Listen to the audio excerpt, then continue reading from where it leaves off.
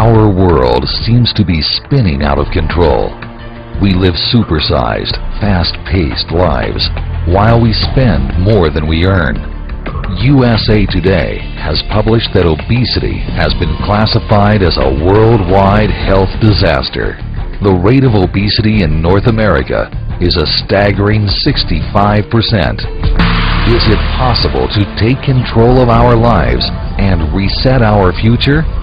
Don't you ever wish your body had a reset button?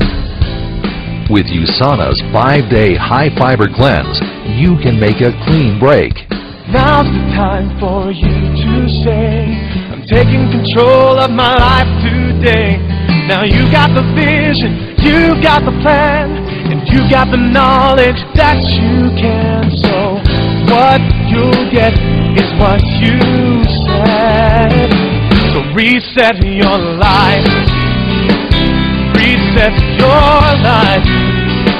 Reset your life. I want to congratulate you on your decision to reset your health. We designed the Reset program to help you kick your carbohydrate cravings, reset your metabolism, and start down the path toward a new and healthier you.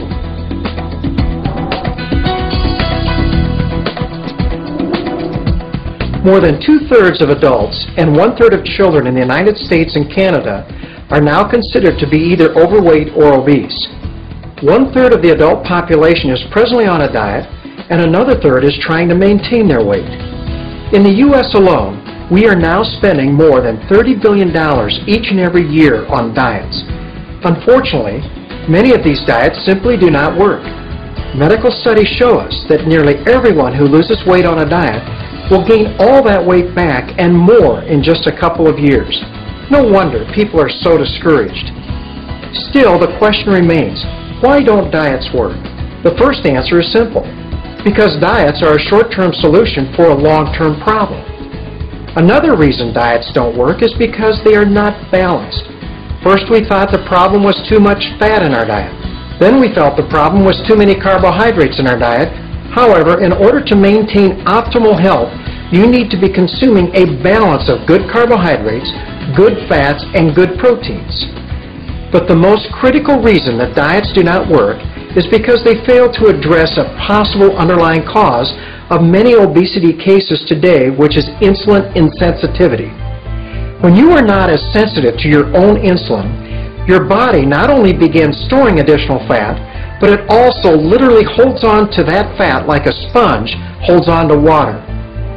In 1981, Dr. David Jenkins introduced a new concept for how quickly our bodies are able to absorb long chains of sugar which make up carbohydrates.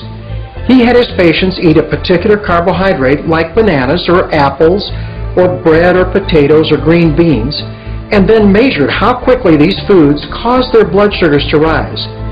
He then compared this rise in blood sugar to a controlled carbohydrate, which in most cases was glucose.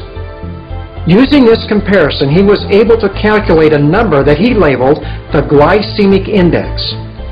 Dr. Jenkins shocked many by finding that certain complex carbohydrates found in our breads, flour, rice, cereals, and potatoes actually spike people's blood sugar faster than if we were spooning table sugar onto their tongue. High glycemic foods literally spike your blood sugar and stimulate the release of insulin, which is your storage hormone. The body needs to control blood sugar in a very narrow range, and insulin drives the sugar into the cell to either be utilized or stored as glycogen or fat. Insulin also blocks the release of fat. So what exactly happens when you spike your blood sugar? When blood sugar rapidly rises, it causes a tremendous release of free radicals, which in turn leads to significant inflammation of the arteries, especially the fine arteries of the muscle called capillaries.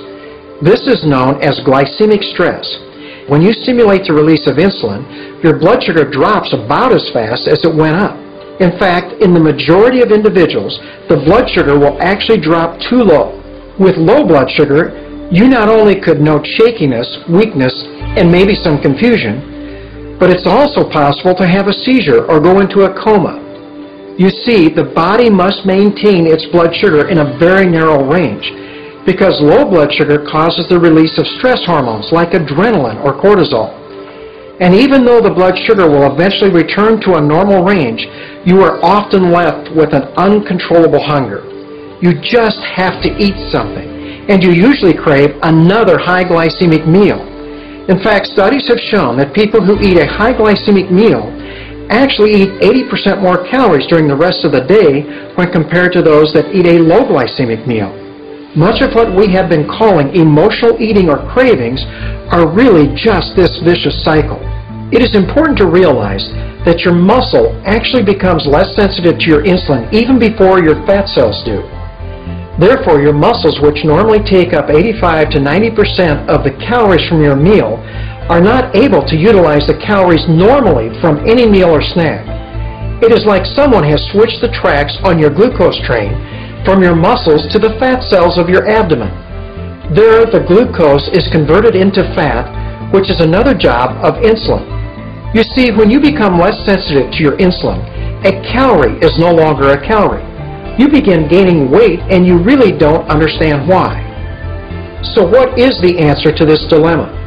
In my practice, I have found that a simple and convenient regimen of low glycemic, balanced foods can reset the body at the cellular level to store less fat. Most people can make this change in about 5 days. They are then primed to reverse this glycemic stress, end their carbohydrate cravings, and become more sensitive to their own insulin again.